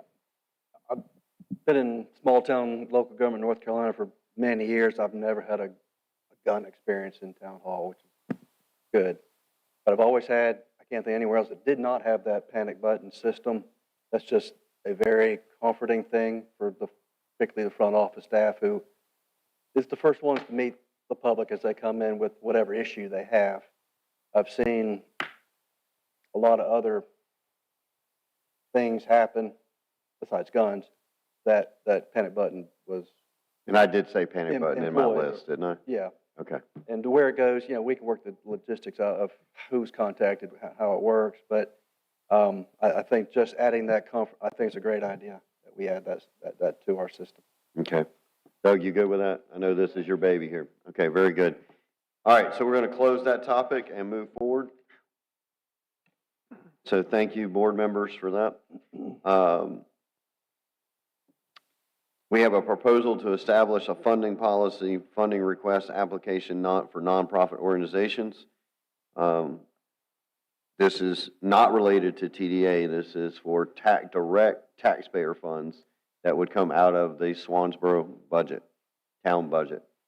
And I want to make that clarification because TDA money does not come out of your pocket unless you stay at the hotel over here or stay in one of the bed and breakfasts around here. So the TDA money is not coming out of your pocket versus if we sponsor a nonprofit organization out of our budget, that is money coming out of your taxpayer bill that you get for the town of Swansboro. All right, so John, back to you. That is correct. That you're perfectly a lawful appropriation of local government funds is to a nonprofit organization. That's totally at the board's discretion. But what you don't have, and Swansboro's never had anything in place that really formalizes the process. I've noticed you're getting more and more requests from nonprofit agencies to fund whatever cause they have, and they're random.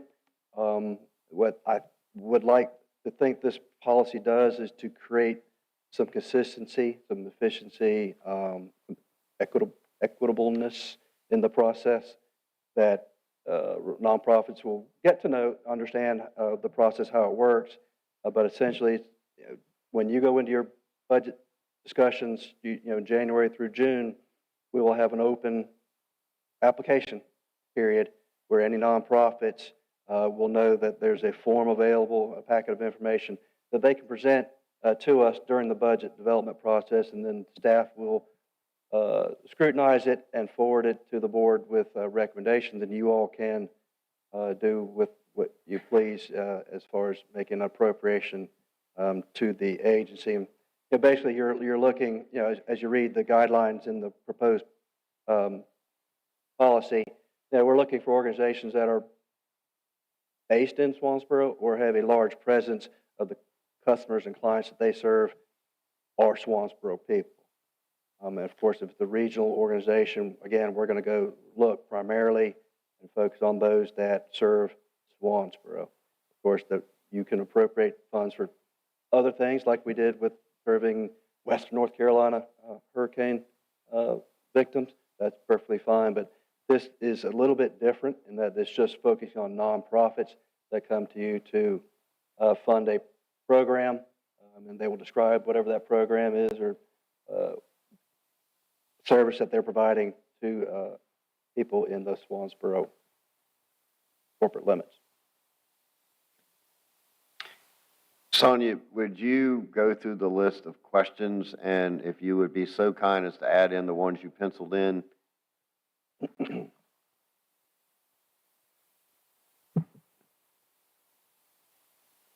want me to go to each one or just add? Well, I would skip the name, address, and serial Okay, number, but yep. hit the All right, content type so- questions. Okay, so obviously it's going to ask the total amount funding requested, description of the project and program. You're going to have to provide an itemized proposed expenditure breakdown for funding requested. You're going to have to provide a narrative explaining how these funds will be used, and please be specific. Does the applicant declare and certify that the funding requested is not already being provided by an organization or another source for this purpose, unless the previous source of funding has been lost or the request is for the expansion of the program or activity? And then has the organization requested and or been awarded funding for the same purpose from another organization? Does your proposal include cooperation, collaboration, or partnership with any other organization? If so, please describe. If the town of Swansboro funding, if awarded, will result in an additional funding effort by the organization itself or the availability of funding from another organization, please describe the additional funding that will be provided or generated. And then there was a few that you and I had talked today. We want to add something regarding matching funds. So if another organization is going to be, funding, you need to let us know what the matching funds are. How many years has the organization requested funds? Was that one of them?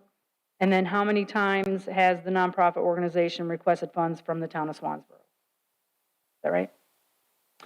And then your, some of the documentation that will have to be included is a copy of your organization's latest IRS tax form 990, a current proof of nonprofit status.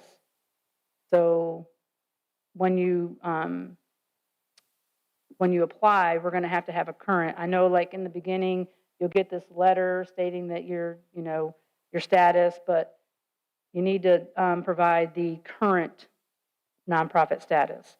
And then you're going to have to tell us your project and program timetable, and then any information to support your request from the town of Swansboro. So, and then there's other little things that it's on the application, and then you would just send that to The finance Elisa, director or Elisa. town clerk. That we time all these applications come in with our annual budgeting process. Correct. And then they have to be captured on a deadline that allows us to budget for these things, so we're not coming back here and do an amendment to the budget when we get these nonprofits approaching the town officials and everything, right? Yep, so the deadline is January 31st. Yep. Every year. So you'll submit it to the town clerk, Elisa Fender, and then she'll include it in the budget process, and then we'll go through that process. And then from there, once the budget's approved, then we will reach out and tell them what's The been staff awarded. also does a validation, like what is it, the 99 form? Oh, yes. I love that. That was good, Sonia. So, all right, other questions? I'm sorry. Joe, go ahead, sir. Sure. But is there a process for like out of budget cycle requests? Out of what? Like out of the budget, outside the budget cycle? We're just getting this one done. Okay, I think the answer is no. So there's not a process? No, other than just. But there is a goal, it's a goal down the road that we'll get something like that? I think we could. I think we should. Yeah. Okay, that's it. Thank you. That's a good idea.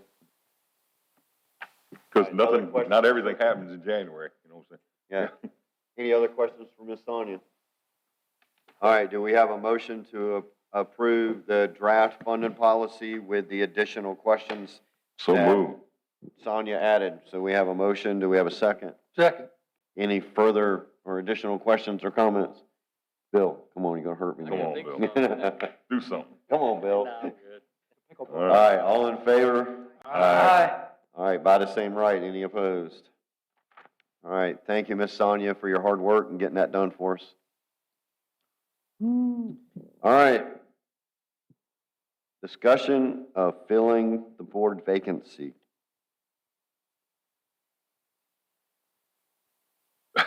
Who wants to lead that one? It's my fault. Hey, Am you're I the one supposed to lead you're the that one one? that's making the problem. Am I the one creating the issue? You're the here one that's tonight? creating the issue.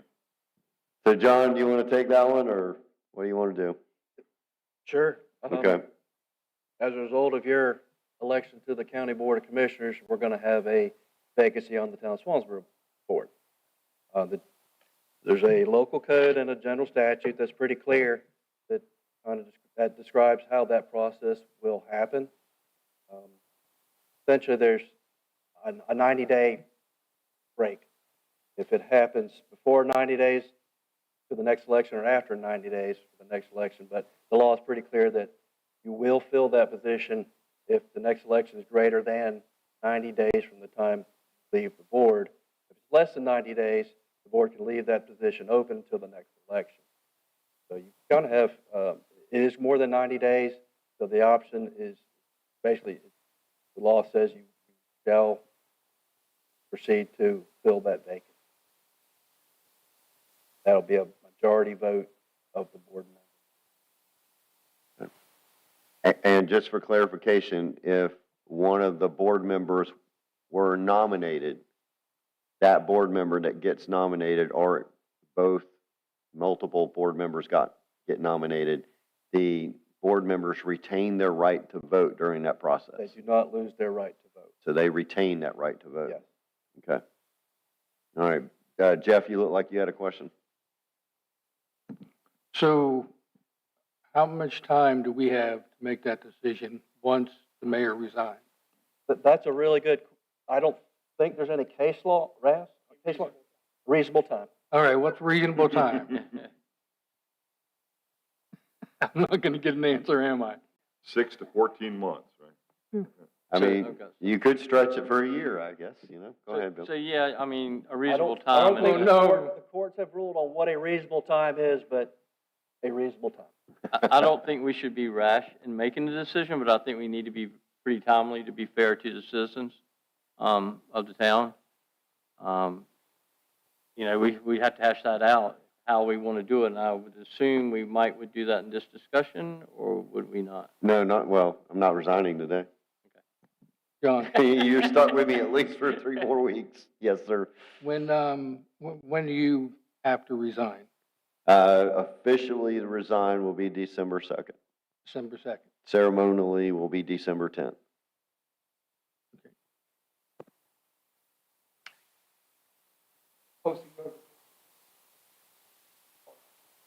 Well, that's up to you guys how you want to do it. Pat's next, by the way. We need to follow a very transparent and public process, obviously, here, including notification that the mayor intends to resign due to taking the county commissioner spot, and then make sure that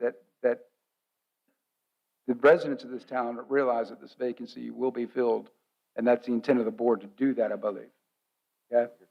And that gives each of our residents out there time to apply and to go through the application process. Is there a set application form we've got for this already, or?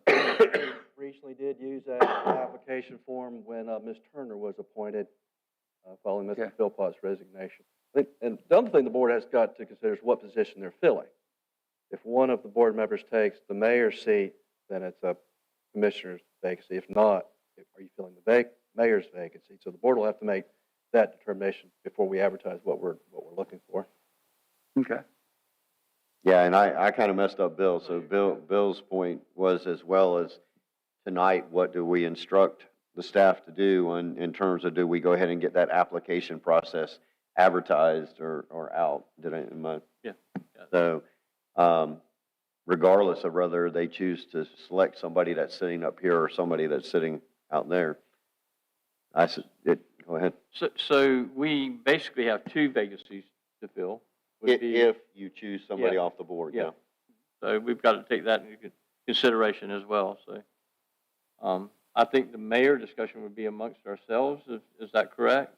It's public. Public, I mean, yeah, but it'd be The vote. public, but we would decide amongst the board Yeah. members for the mayor. And then the board member that, if possibly would take the vacancy there, that would be a public decision with the application process. Yep. Right. Now, Just wanted to one thing that y'all consider, I had a resident ask me about this today.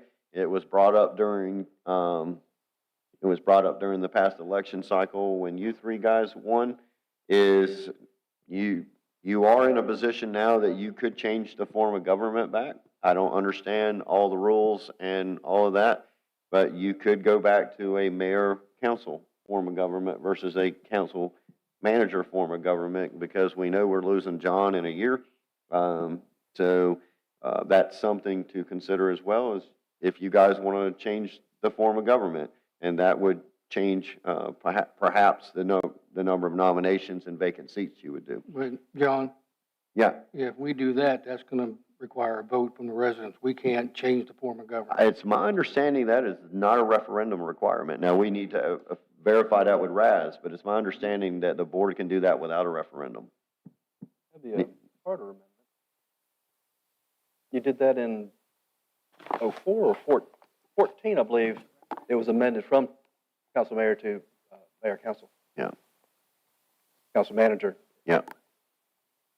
From the administrative form. So the question is does it have to be a referendum or can they do it up here? I've been I don't told. know how you did it then. Well, I think it was a referendum then, but I do believe, I've been told that they could choose without doing a referendum. Probably would want to have a public hearing to get feedback, keep it, again, transparent so that all the public knows if there's a desire of the board to do that. I don't want to fire John right away. Yeah. We'll talk about. No, you wouldn't have to fire We'll John. talk You got about it for when a you're ready year. to All right. What was the question? Well, we just need Raz to confirm. If the board is interested, Raz would need to instruct the board on that process. Mayor, I'll be happy to send a memo about that. There is a procedure under GS 168-102 that allows changes in the form of government which normally require legislative action to be done locally.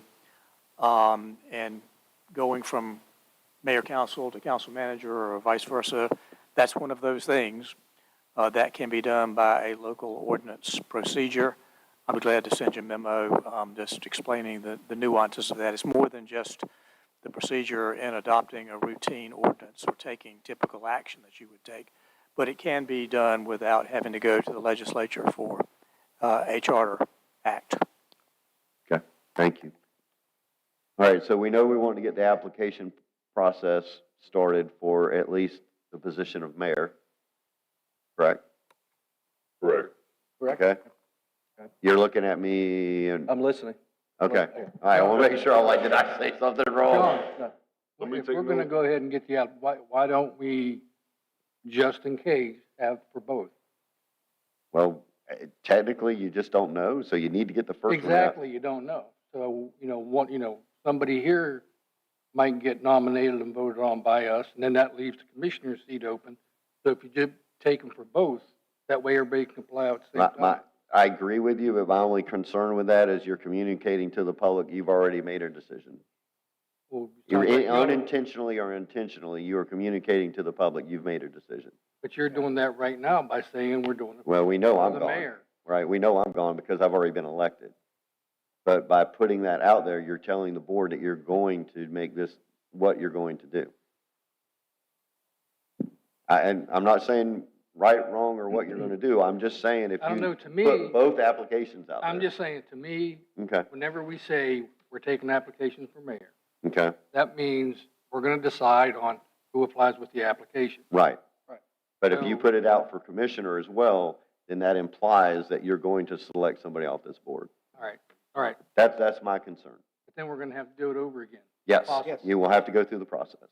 Well, you don't have to. You actually don't have to do the application process. Short circuit a process. No, Yeah. I'm talking about for, Yes, but for commissioner, we can select. you could select, yeah. We don't have to do the application. Well, you don't have to do the application for mayor. Well, You're doing the right thing, but okay. So I think we should just do commissioner, or application for commissioner. you mean for mayor? You got to do for mayor Okay, first. well, okay, then mayor then. Okay. All right. So just, yeah, everybody's in agreement then, just application for mayor. Okay, all right. One of my notes, John, is This- that we have time. Yeah, Let's not rush this. Yeah. yeah, Get it that's right. true, absolutely. Why be in a Let's hurry? not rush it, let's get it Because, right. look, We know you got to go. well, You got to go. but Hang on, let me I think hold on, I think it's important to know that the public knows you have a mayor pro tem. Yep. And that his job is to do my job when I'm gone. So I think we're not, like you said, we're not in a rush here. I don't think we need to rush it or complicate it. Go ahead, Doug. By doing the application for mayor, it tells the town what our basic, we're going to go through the process, and it gets the conversation started out there. And if we're doing our job and talking to our constituents, we're going to get feedback on that. And then we'll let them know, it'll let us know what this town is thinking. Very good. Pat, did we get to you? Okay. All right, thank you for your patience, Doug, Pat. I just think of Bill cutting his lawn. He gets a lot of feedback. I go do backpacks on Thursday. I get a lot of feedback back there. All right, Miss Elisa, you have a question for us? So if you want to start with the call for applications for mayor, do you want us to start tomorrow, get that out and get a deadline on it? Or do you want it to be like open, just receive them? So board, when would you like to vote on this? December 12th is my last day. December 10th, sorry, is my last meeting. December 12th. Do we need to do a special session, special It meeting? doesn't have to be a special meeting. You can do a special meeting, or it can be part of a regular meeting. So you have a regular meeting on the 10th. You do not have a second meeting in December, so you could actually do it in the first meeting in January, or even the second meeting in January. No, I'm not in a hurry. Yeah. So, I'm thinking so my suggestion would be that you would have a December 15th deadline and give the board two weeks at least, if not to the second meeting of January, so the board has a chance to really study the applications. So the second meeting of January would be your target appointment date. Again, you don't have to do the appointment on that date, but that would be your target appointment date. 15th. So we're going to do a deadline of December 15th for applicants, and then an appointment of mayor would be done at the second meeting. Maybe. Second meeting in January. Second meeting in January.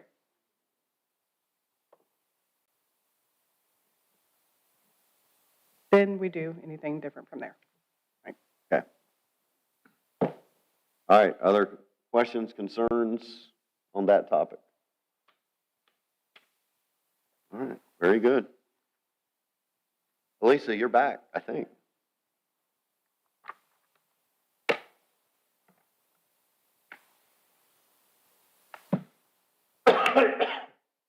Good evening. So as of right now, the November 26th meeting is fairly light with the monthly financial report. Coming up in December 10th, we will have our Sam Bland Community Service Award. We will announce that winner. And we'll also do our regular yearly adoption of your meeting schedule for the board. We do have some things upcoming that may occur pending. It would be a text amendment for fences, and we do have a rezoning coming up that'll happen in January. Does anyone have anything else they'd like to see added to the agendas? I'd like to add, now it's time. Yes, sir, please. I want to. Raise your hand, sir. Go ahead. I would like to add, I would like to discuss with the board and request permission to engage with the New River YMCA about bringing their product to Swansboro. It's just very preliminary, but I would like to get it on the agenda so I'm not blindsiding anybody. But I plan on inviting Mr. Charlie Myers to the meeting to kind of go out with you or discuss what he can do for us, or with us. Okay, I think that's an excellent idea. I think it'd be great. All right, yes, sir, you're on. All right, sounds good. We'd like to get our teachers of the years.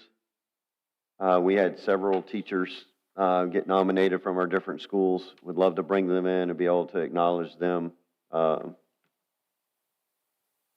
whoever's available on that last meeting for November, or either the December one for that matter. And then we're at the end of fall sports, so if we have any of our teams that have done extremely well, whether that's middle school or the high school, it'd be good to get to recognize them for their successes in the fall.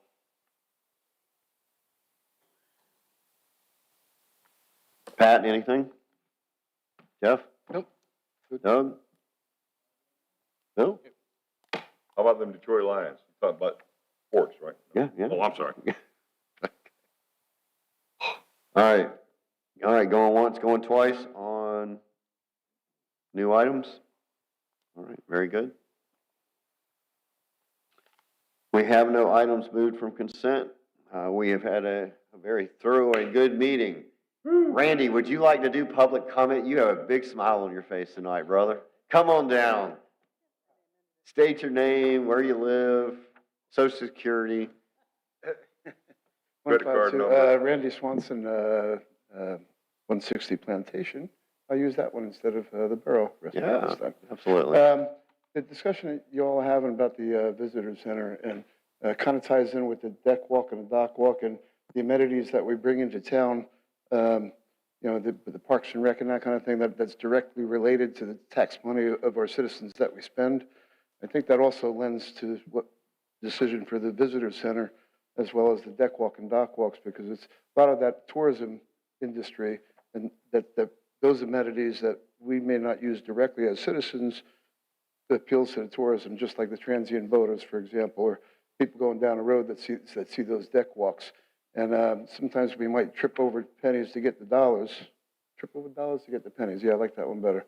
Trip over dollars to get the pennies when we realize that those are those tax dollars and the ad valorem and tax dollars that we're bringing into the town, we should pay attention to as well, because they're very intrinsic into the economics of the town. So anyway, I just wanted to make that point. The visitor center is if that and the laundry and the how it's managed, I don't really know, but the laundry and the showers in there, I feel regardless of who owns the boat slips, I think it's an advantage for boaters, which I was when I had a sailboat up north. A lot of times we would go for I'd go for a week, 2 weeks on my sailboat, and we would look for places that had the showers and the laundry facilities. So from a boating standpoint, people that are transient going, the snowbirds, which we're not, we have skiffs, but for the snowbirds, that's one of the reasons why they would stop through town. So if we don't have to pay for the boat slip they're in, but we supply an amenity that would attract them here, I think economically it's a wise choice to consider. So anyway, just like the dock walks. So thank you. Thank you, Mr. Randy. Any other folks like to speak? All right, we'll close public comment. John? I've definitely got that on my list.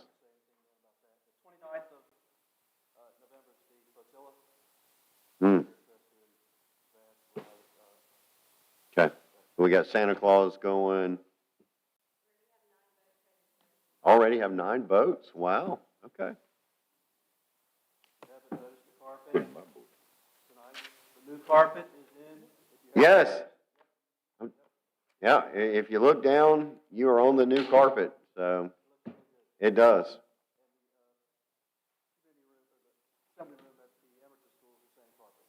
Excellent. Excellent. Tank, do we owe you thanks for that? Okay. Anything else, John? You good? All right, very good. All right, Pat? Just want to thank all of you folks out here who have come. It's really great. Every week that we have a meeting, twice a month, we see more and more people, and I really appreciate the interest you take in the town. Thank you so much, and staff, thank you for what you do every single day. Yeah.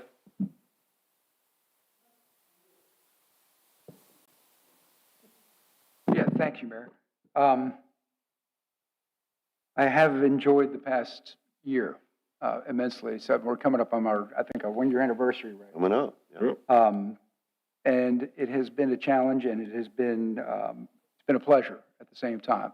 And I think I need to give the staff some more credit, definitely, for the job you guys do. I really mean that. Going through this day-to-day and all the topics and the agendas that we go through, and the immense amount of work that must happen in the background to get that done.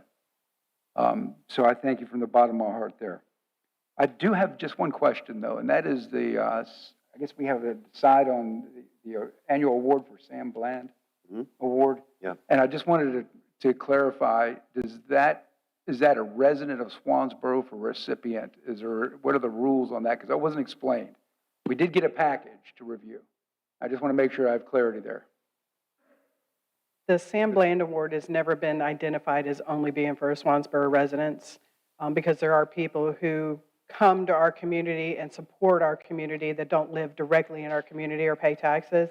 So it's never been specified as having to be a resident, and there's been a handful of either or done in the past And several I years. don't think Sam Bland was a resident. And he was out of Hammocks Beach. There's been a handful either way. Clarified, thank you. Good? You're good. No, same as everybody else said, thank you guys. We're 1 year in now, and the town staff has been amazing in trying to help us get acclimated. From John to Tank to the Parks and Rec. I wanted to shout out, I saw the Parks and Rec working hard at the Veterans Day function the other day, and I know that was a lot of extra work for them, and they did an amazing job, and thanks for everybody for coming out. And all the advisory committees and boards that you guys put in a lot of extra work for the town, and the businesses like Randy's and Eric over there. Thank you guys for your involvement, and Thomas and Tamara, thank you for your involvement in the town. It's just really nice to see people come out to the meetings and be involved. I want to echo all of that. It has been a year. It's been a great year. I love it. I think it's going to be another great year in front of us, and we're going to get some things done. I appreciate everybody coming out. I truly do. I've advocated for that since we took this office. Staff, again, a great year. I know more today than I did then. That's what John told me the other day.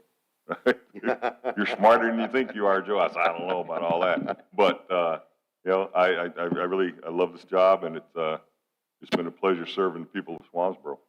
And I think we have, and I hope you all feel the same way. Thank you. Yeah. All right.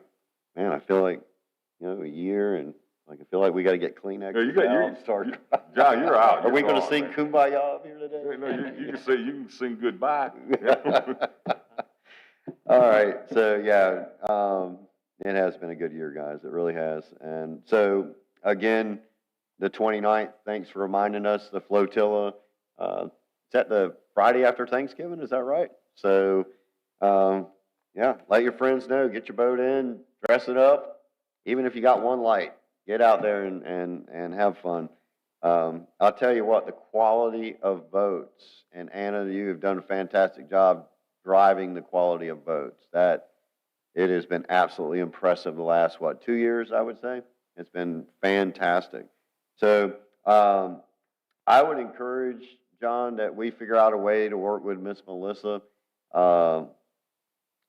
I'm not sure, me personally, that keeping the current visitor center is the right thing to do. It may be the right thing to do, but if we could work with Miss Melissa where her dock is, because, I don't think I'm speaking out of turn here. We're probably going to turn that back over to you here eventually. Having a partnership with her and having something that is where the people who are walking down Front Street can actually get to, I think would be much more valuable than what we have now. That's my personal opinion. I just put it out there. If we could partner with any of our businesses downtown, but particularly Miss Melissa, I think it would be a great opportunity to partner with her and maybe create something even nicer down where the people are. And I have my own vision, right, where you got restrooms, and then you got a look over place, and you got little visitors, space. But it's just a thought. It's an idea to consider. The Veterans Day service, thank you to the rec department, for the police. I don't think, where's Assistant Chief? I don't see him here today, but thank you for everybody for that. I'll tell you what, I think, John, you said it best. It ended in an incredible crescendo. So all's well that ends well, and it ended just really super well. So thank y'all for that. Candlelight, Tank, your team, Randy, all your folks from the businesses, please pass on to the businesses. What an incredible night. Some of the happiest people I've seen walking through downtown, creating that Hallmark experience for us. So that's the merchants. That's you guys doing that. So we do have the privilege of the Christmas tree, but y'all set up the rest of that environment, and we're thankful for that. So look, it looked amazing, and the participation was fantastic. Yeah. The radar, I don't know if anybody's got the red like I did the other day driving up the hill, but the radar is on. Yeah, I got the red. I had to slow down. I got a thank you message on. You got the It thank says you thank message, yeah. I got the way to go, Joe. Yeah. So, you got another one of those, right? And how are we doing with getting the signs and the radar over, what is it? I want to say Walnut, on that backside of Walnut over there. Is it Elm or Walnut?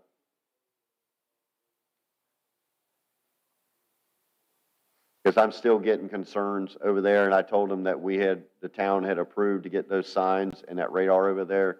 So if you guys could, if I may please request the expedition of that. Thank you. Thanksgiving, I want to invite the board on Thanksgiving, the two chiefs, myself, and at least one other church, and the borough, and let's see, Preston's Corner, and Saltwater Grill, and Dairy Queen are all going to work together to put on a Thanksgiving early morning, like 11 a.m. Thanksgiving dinner for some of the less fortunate in Swansboro. So I want to invite the board to be a part of that, and even if you can come for a half hour or whatever, would love for y'all to participate. And anybody out there, and you guys, anybody that wants to help, just let me know, and we'll get you in there. I know we're going to need servers to help deliver, especially if it's raining. We did it in the rain one year, didn't we, Randy? Oh my goodness. You know, but the joy that is on the people's hearts on Thanksgiving, to be able to do that, is amazing. So invite y'all to be a part of that. Staff, again, thank y'all. Y'all are doing phenomenal, getting things done. I got caught in the hall today even, and it's like, hey, Mr. Mayor, come look at this, read this email, this is what's going on here, keeping me updated and just getting things done. Sonia, I don't know how you do it day in and day out. You just continue to crunch, and we appreciate it. And so I'm going to stop there. I could probably say something good about everybody. John, thank you. The atmosphere here is, I mean, look at these guys over here, up here having a kumbaya. I think that's because you're doing a good job running our town, and we appreciate that about you. So with that, guys, we do have to go to closed session. And so at this time, I would take a motion to go to closed session pursuant of North Carolina General Statute 143-318.11A5 to establish or to instruct the public body staff or negotiating agents concerning the position to be taken by our own behalf, the public body, in negotiating the price and or other material terms, contract, proposed contract for the acquisition of real property by purchase, option, exchange, or lease. Do I have a motion? So moved. Sorry, Second. I apologize. We also have number 2 for the Sam Bland recipients. That's part of closed session tonight. All right, did I miss that? Yep. That one's, Sorry. that was the original one, and you just read the I amended one. apologize. If we could add to that motion, who made the motion? Yes. All right, so Jeff, if you could, we're going to add that to that motion, North Carolina General Statute 143-318.11A2 to review the 2024 Sam Bland Award application. So moved. All right, and Pat, did I hear you had the second? All right, very good. All right, any discussion? All in favor? Aye. Aye. All right, very good. Folks, I do believe there will be a decision about the Sam Bland Award, but we will not be discussing that afterwards. So if you're welcome to hang out, but I don't think we're going to announce anything after this meeting. No, we got 218 now. Go to campaign headquarters or election headquarters. We got 218, man. Yep. House. Yeah. Yeah. 218. Yeah. Yeah. Well, I'll tell you this. I'll tell you this, the Republican Party needs to show up and work together. And I'm saying that in the microphone. The Republican Party needs to show up and work together because they haven't done that in the past. They need to be a team. Yep. All